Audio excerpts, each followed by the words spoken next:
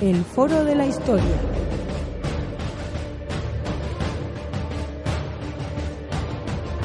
El pasado tiene mucho que contar.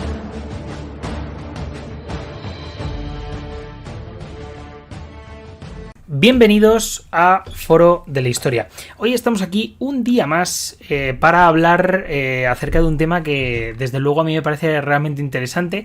Un tema que además pues no hemos tratado porque nosotros muchas veces hablamos de historia política, pero no tanto de historia social. Es cierto que hemos hablado de algunas cosas referentes a la Edad Media, pero del tema contemporáneo, que además a mí es el que me llama la atención, y más concretamente de la historia de España, no hemos hablado de la transición, que va a ser el tema que un poco de otra manera tratemos hoy a través de, digamos, de estas comunas durante la transición española. Y bueno, pues la verdad que tengo el absoluto placer de tener aquí a Luis Toledo, compañero de la UAMP, ex profesor mío, que la verdad que para mí es un placer tener por aquí. ¿Cómo estás, Luis?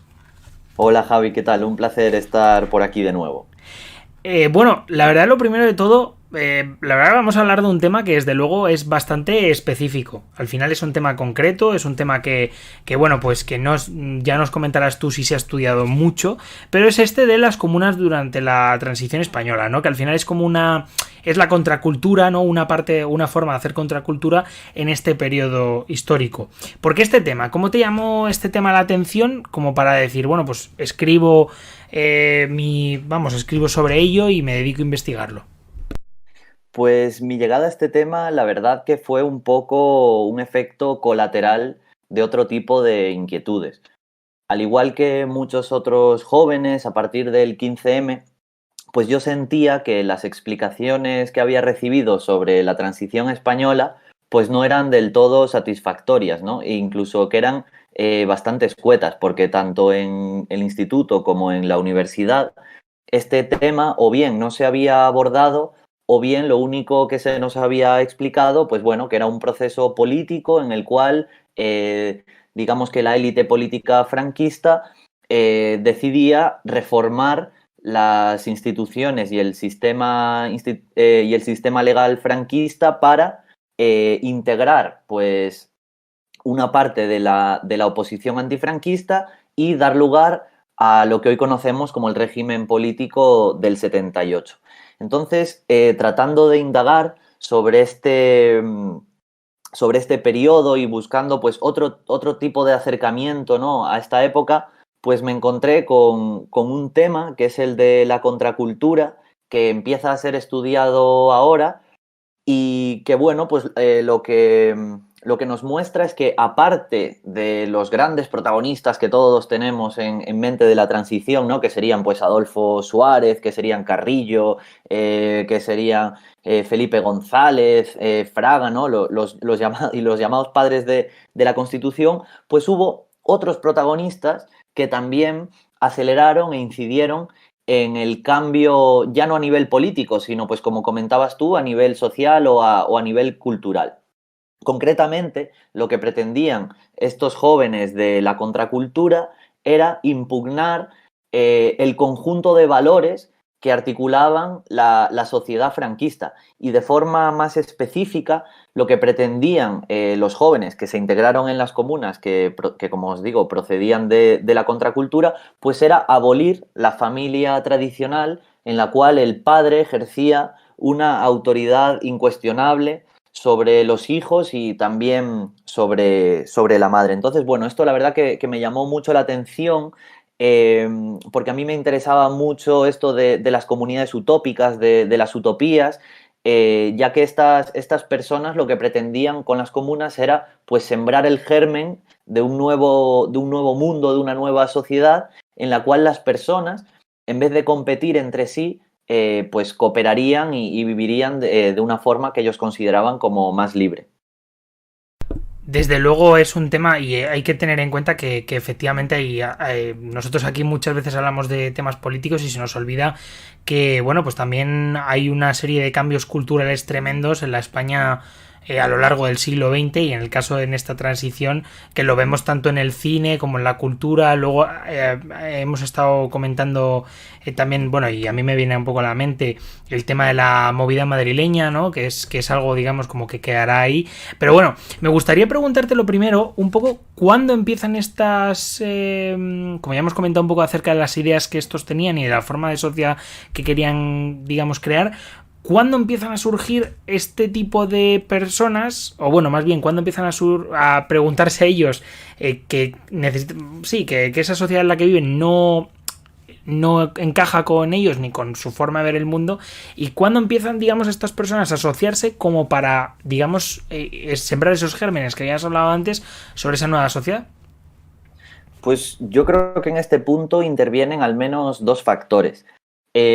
Por una parte, desde mediados de la década de los 60, la familia, que como sabéis era un elemento articulador de la sociedad franquista y que tenía un papel fundamental en la moral nacional católica, pues comienza a entrar en crisis, ¿no? Se empieza a cuestionar esta idea de que la familia deba de alguna forma determinar, ¿no?, el futuro de los jóvenes. Entonces, pues algunos jóvenes empiezan a estar, por decirlo de alguna forma, desencantados con la familia tradicional y comienzan a buscar nuevas alternativas.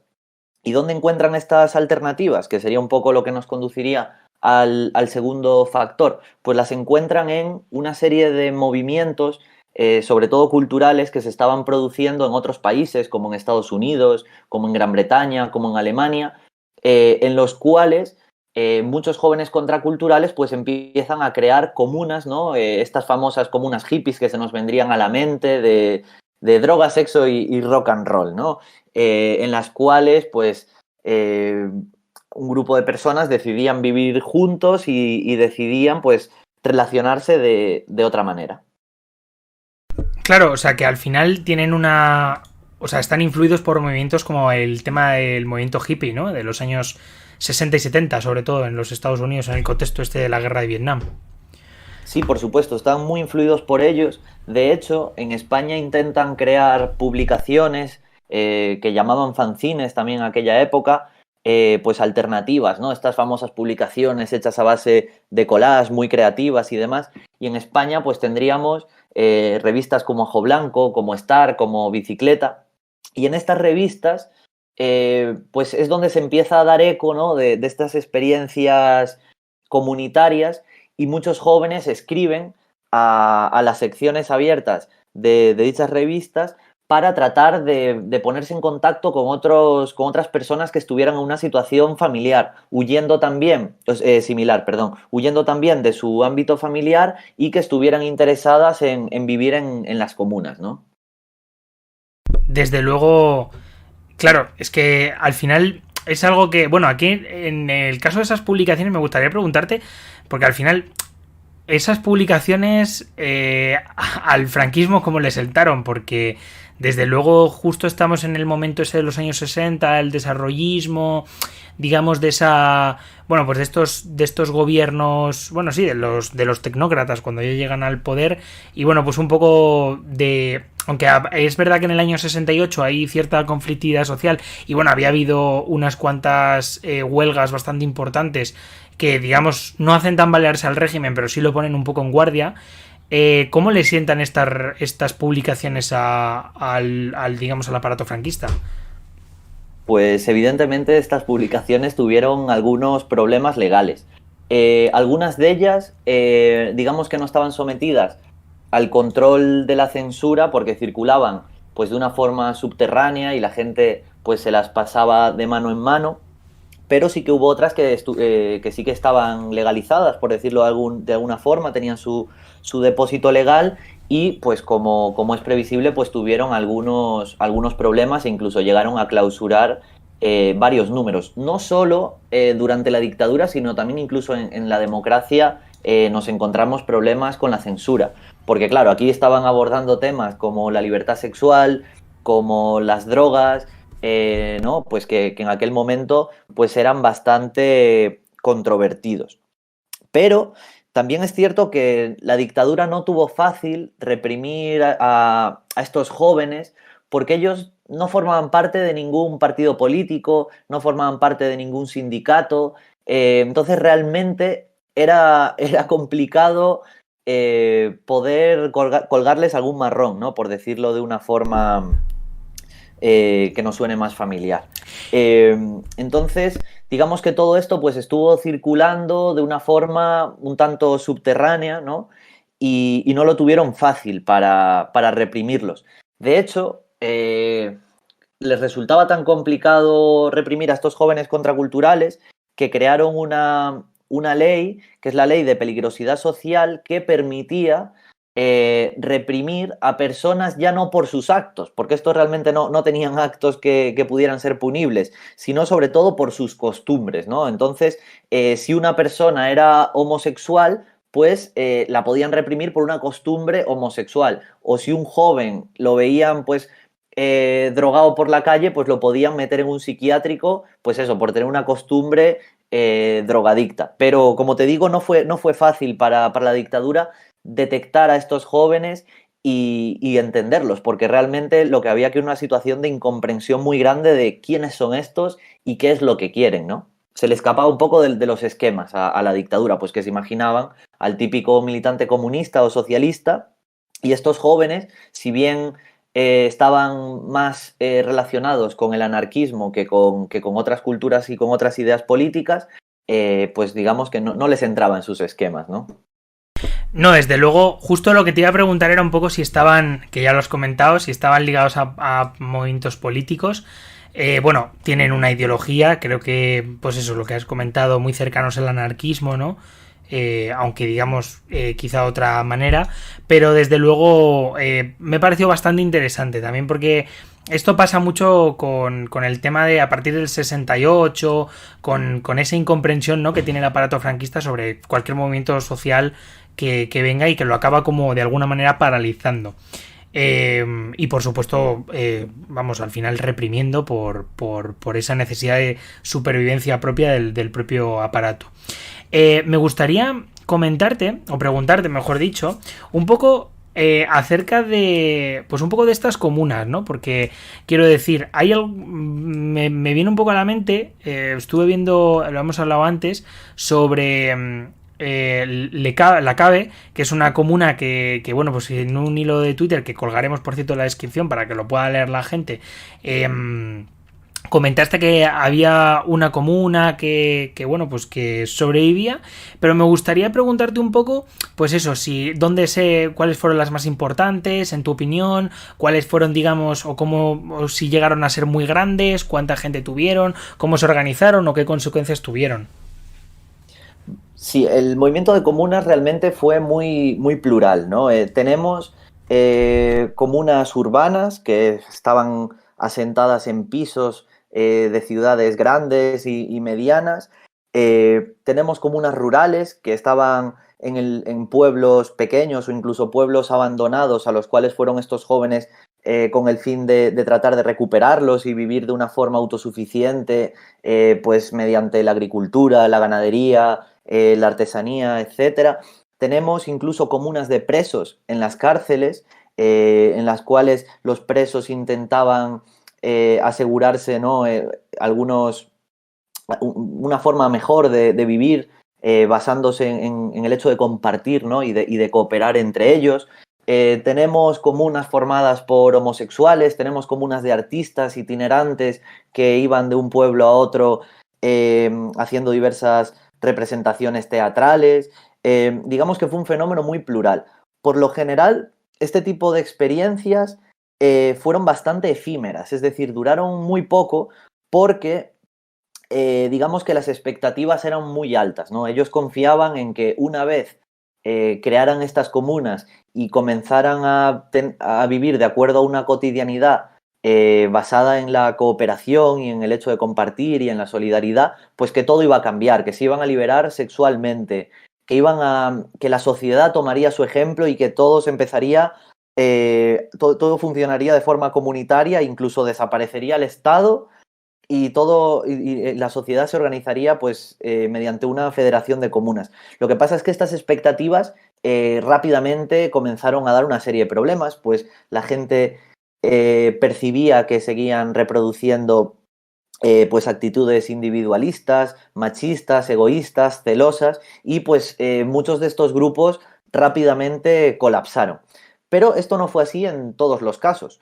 Hay también comunas que, si bien con el paso del tiempo dejaron de considerarse comunas y empezaron a llamarse comunidades o ecoaldeas, pues que sí que permanecieron en el tiempo. Una de ellas fue la de La Cabe, que comentas, que está en Navarra, que este caso es muy interesante porque, en primer lugar, fue una comuna urbana en la ciudad de Bilbao, ¿no? Formada por activistas que venían sobre todo del mundillo de la insumisión y de la objeción de conciencia ante la mili, y ellos pues llegan a la conclusión de que deben marchar de la ciudad y que ese proyecto se desarrollaría de una forma más eficaz en el campo. Entonces se van a La Cabe, que era un pueblo entonces abandonado, y directamente pues allí se asientan, rehabilitan las casas y bueno, a pesar de muchos cambios,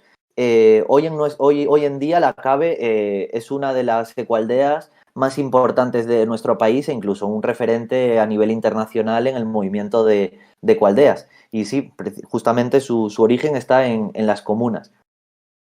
De hecho, es que el caso de la CAE me llamó bastante la atención porque de hecho hay un documental que justo a raíz de, si buscáis en Twitter la CAE, hay un link que te lleva directamente a un documental que debieron de lanzar, me parece que fue en 2017 o 2018, y me llamó bastante la atención porque, claro, en estas ecoaldeas al final... o sea, bueno, se ha llegado, bueno, en el caso de la CABE en concreto, o alguna, digamos, comuna similar, ¿se han acabado eso con los roles, con todo esto que ellos promulgaban, o al final ha quedado un poco ahí en el aire y ha sido como una especie de cambio parcial? Bueno, yo creo que lo que ha cambiado es las expectativas, ¿no? En los años 70 ellos tenían la expectativa de que de forma inmediata, por el hecho de ingresar en una comuna, pues estos roles jerárquicos y autoritarios desaparecieran. Pero justamente las comunas que aguantaron a lo largo del tiempo fueron aquellas que rebajaron un poco estas expectativas y entendieron el proceso de construcción de estos roles pues más como, pues eso, un proceso, ¿no? Gradual, en el cual pues las personas, mediante la comunicación y un trabajo pues progresivo, ¿no? Pues fueran capaces de deshacerse de las costumbres y de la moral tradicional. Me parece, desde luego, bastante interesante porque ya te digo que al final son movimientos que, como has dicho tú, son bastante como efímeros y de los que nadie prácticamente conoce nada. Me gustaría preguntarte un poco, más allá de la CABE, si hay algún movimiento, digamos, similar o si son, o qué, digamos, queda de estos movimientos a lo largo del tiempo, ¿no? Porque, claro, dices, son efímeros, no se llega a crear esa, digamos, confederación de comunas, pero ¿qué queda de esos movimientos a día de hoy? ¿Qué podemos ver, por ejemplo, tanto en, pues yo qué sé, el cine, incluso periódicos, artículos? ¿Qué es lo que se puede, digamos, o qué influencia tuvieron eso en lo que somos nosotros ahora, ¿no? Culturalmente. Pues me parece bastante importante esta pregunta porque, como dices, aunque fueron movimientos muy efímeros, lo cierto es que nada fue igual después de este tipo de movimientos, ¿no? La contracultura, si bien no consiguió crear ese nuevo mundo al que aspiraban, lo que sí consiguió es desacreditar las formas previas de organización social. Por ejemplo, la experiencia de las comunas se entronca en lo que ya conocemos como la liberación sexual, ¿no? Después de las comunas, el hecho de que la gente mantuviera relaciones sexuales al margen de la pareja, pues fue bastante más habitual. La familia no volvió a ser como era. Ahora tenemos un modelo de familia pues bastante más flexible, que incluso puede incluir el matrimonio homosexual. Hoy en día los padres ya no pretenden controlar como lo hacían antes de una forma tan asfixiante lo que hacen sus hijos. Esto todo se ha flexibilizado un poco más. Ahora las familias pueden divorciarse, ¿no? Digamos que las comunas, si bien no fueron el único elemento que generó todos estos cambios, sí que fue un factor determinante, ¿no? Pues en la demostración de que existían otras alternativas. Y luego, más allá de esto, las comunas resultan un precedente histórico, pues como lo que ya hemos comentado, ¿no? De las ecoaldeas y de las comunidades rurales, pero también de otro tipo de experiencias que, digamos, están situadas en otro tipo de ámbitos, como son los huertos urbanos, por poner un ejemplo, o incluso los centros sociales ocupados. Claro, es que me llamaba bastante la atención por todo esto, porque al final lo de las ecoaldeas y ese tipo de... De hecho, mira, es una chorrada lo que voy a decir a lo mejor, porque es una tontería, pero no sé si tú has visto la serie del vecino. No, No, el vecino no, perdón, el pueblo se llama. sí, sí, sí, del pueblo. Perdón, la del vecino, o sea, eso, por cierto, la del vecino tenéis que verla porque es probablemente lo más cutre que hay en mucho tiempo. Si os gusta a mí es que me gusta mucho el cine malo, o sea, las series malas. Pues el caso de la del vecino me llama bastante la atención y me he acordado de eso, o sea, la del pueblo, me he acordado de eso porque hay justo dos personajes que hablan todo el rato de las ecoaldeas, de cómo hacerla, de incluso hablan mucho y justo todo lo que estás contando tiene mucho que ver con esos personajes, ¿no? Y con lo que van haciendo a lo largo del tiempo. Pero yo creo que quizá en ese caso es como que están más ligados a lo que es el ser hippie más que a eso que comentas de las comunas. Sí, pero tiene que ver bastante con esto de las comunas, ¿no? Eran muchos integrantes de las comunas pues llegaron a los pueblos con esa actitud, ¿no? Bueno, venimos a plantear una nueva forma de vida, una nueva espiritualidad, porque claro, aquí el tema, en ocasiones esto de las comunas pues se mezcló con una serie de filosofías orientales, y bueno, pues como tratar de convencer a los lugareños de que debían vivir en comunidad. Y se dieron conflictos y se siguen dando muy parecidos a los que se plantean en esa serie. Y aprovecho esto para conectar con algo que me preguntaste antes, que creo que no te respondí, ¿no? Que era lo de qué queda de las comunas pues en las películas, en el cine. Y en este caso debo decir que las comunas en España no han tenido apenas eco en nuestra memoria cultural, a pesar de que tuvimos un movimiento de comunas bastante importante durante la transición. Sin embargo, esto no fue así en otros países como Estados Unidos, como Australia, Nueva Zelanda, Alemania, Italia, Dinamarca, donde los movimientos de comunas pues sí que sí que tienen un lugar más destacado en la memoria de los jóvenes de aquella época, que ahora pues serían lo que llamamos boomers, ¿no? Pero por si nuestros oyentes quieren ver alguna película que guarde relación con esto, recientemente, a raíz de que se ha empezado pues a buscar otro tipo de relatos sobre la transición española, pues sí que han ido apareciendo algunos artefactos culturales que abordan esto de las comunas. El primero de ellos es una película de Ignacio Vilar que se llama Vilamor, y que está en Filmin por si alguien quiere verla. Y la película básicamente narra la fundación o se inspira en la fundación de la comuna de Foxo, en Negueira de Muñiz, en Lugo.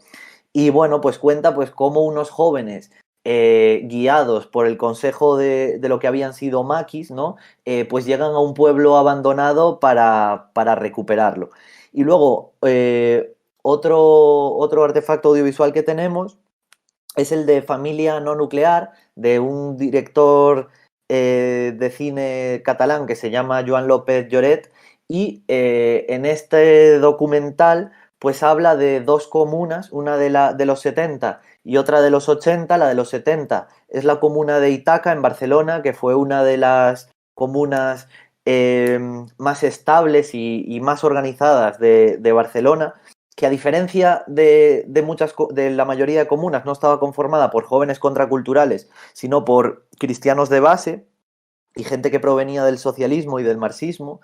Y luego también cuenta otra comuna que es de los años 80, que es la de Villadorita, que, bueno, más que una comuna, pues sería como una familia tradicional, pues donde el padre, la madre y la hija, pues convivían con otras personas externas, ¿no? Entonces, pues que era como una especie de familia extensa y que estaba unida no por la sangre, sino pues por la voluntad de sus miembros.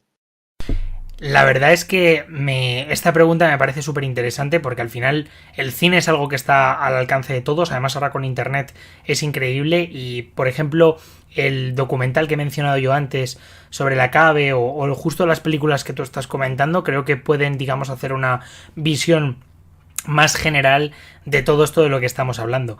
No sé si quieres apuntar algo más sobre este tema porque he de decir que bueno, realmente el experto en esto eres tú y creo que además ya digo que para mí es un absoluto placer el hablar sobre esto porque temas sociales son importantes y en este caso es que al final lo que nosotros conocemos es mucho el movimiento hippie, ¿no? Y bueno, al final las comunas también tuvieron presencia justo en ese movimiento, pero claro, en España ese movimiento se conoce bastante menos, digo a nivel general. Sí, pues por apuntar algo, pues para los oyentes yo creo que puede ser interesante, ¿no? Reflexionar sobre la relación que existe entre estas comunas contraculturales y otro tipo de comunidades utópicas que se han dado a lo largo de la historia. Pues como sabéis, ¿no? Pues todo esto de lo que se nos habla en el instituto, del socialismo utópico del siglo XIX, que creaban falansterios y diversas comunidades en los cuales vivir de manera igualitaria. Tenemos sanatorios naturistas a inicios del siglo XX, donde se empezó a poner en práctica el nudismo, el vegetarianismo, ¿no? Tenemos como muchas experiencias comunitarias similares desde finales del siglo XVIII hasta el presente.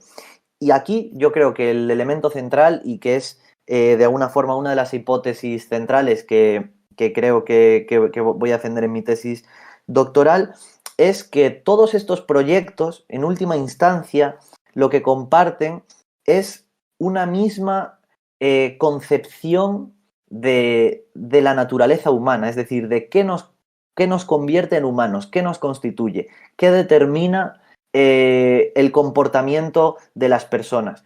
Y es pues una concepción que en términos técnicos podríamos llamar sociabilista y que tiene que ver con esto que comentaba anteriormente, ¿no? Con la idea de que todos los seres humanos, por instinto o por naturaleza, son buenos, son sociables, tienden a la cooperación, tienden a ayudarse unos a otros. Y que, sin embargo, pues desde la interpretación que hacen estas personas, pues la sociedad corrompe esta esencia humana y convierte a los individuos en seres egoístas. Entonces, esto lo que nos permite entender es que las comunas, a pesar de ser un caso muy concreto, ¿no? Este tipo de comunas de las que estamos hablando, que están ceñidas en la transición española o desde un punto de vista más amplio, digamos, en la irrupción de la contracultura desde los años 60 y los nuevos movimientos sociales, en verdad no son algo pues tan específico, sino que forman parte de una corriente de la modernidad mucho más amplia que, al igual que Rousseau, pues está basada en esta idea de que el ser humano es bueno por naturaleza. Sí, justo iba a comentarte después de esto el tema de la filosofía, porque desde luego es eso, muy rusoniano, ¿no? Y parten de ahí y cuanto menos es bastante curioso. Claro, cada uno al final tiene un poco su interpretación, pero desde luego el tema de las comunas con esa interpretación, pues eso, incluso también de la naturaleza, ¿no? Porque ellos hablan del hombre, pero también, por ejemplo, al final estas ecoaldeas, estas comunas, son unas comunas que están como mucho más ligadas a la preservación también de lo natural, ¿no? Por supuesto, ellos entienden que el ser humano debe recuperar un vínculo natural con la naturaleza, ¿no? Y ahí también aplican este paradigma de la cooperación. De hecho, muchas de estas experiencias conectan incluso con una serie de teorías sobre la naturaleza, que lo que vienen a decir es que las especies no evolucionan por competencia, sino por cooperación. Y que, bueno, son teorías, yo no vengo del ámbito de la ecología, pero que hoy en día parece que están imponiéndose sobre esas viejas concepciones darwinistas, ¿no? Que lo que nos decían es que sobrevive la especie más fuerte. Pues ahora parece que sobrevive la especie que sabe cooperar mejor. Y esas teorías, desde luego, tienen bastante sentido al final.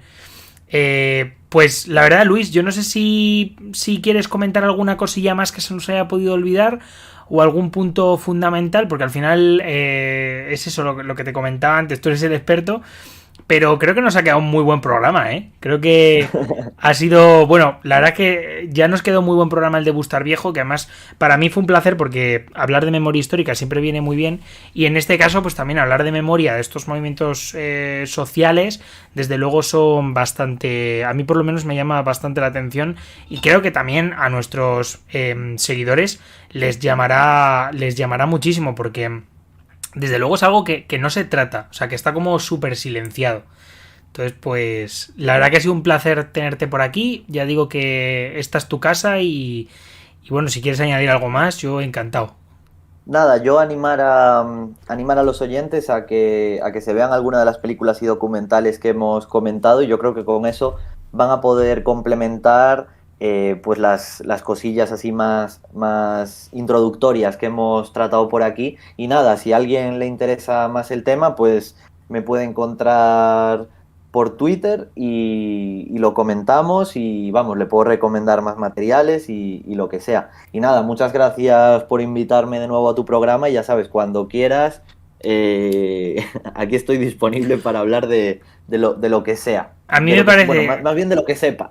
Bueno, sí, por supuesto. De lo que no sabemos es mejor no hablar, ¿verdad? Exactamente. Eso es algo que, ojo, y esto ya... Venga, voy a soltar la pullita. Esto es algo que he de decir que habría que poner en Twitter, ¿no? Hay que saber de lo que uno sabe. Porque es que es increíble lo de las redes sociales con ese tipo de cosas. Yo siempre digo que es mejor ser humilde y no ir de listo por la vida porque luego pasan cosas. Totalmente. Pero bueno, pues nada, nosotros os animamos a seguir a Luis, dejaremos su Twitter en la descripción, también dejaremos por supuesto lo que habíamos hablado antes, el documental. Por cierto, ya una última recomendación es para mí la serie del pueblo, que me parece muy graciosa en cuanto a, bueno, está en Amazon Prime por si queréis verla, creo que tiene además 2 temporadas y donde salen pues estos personajes que son maravillosos en esta ecoaldea, ¿no?, que quieren crear ellos. Por otra parte, y por último, decir que nos tenéis también en Spotify, en iVoox y en todas las redes sociales, en Apple Podcast también, así que nada, podéis seguirnos por allí y bueno, pues por hoy nos despedimos. Chao.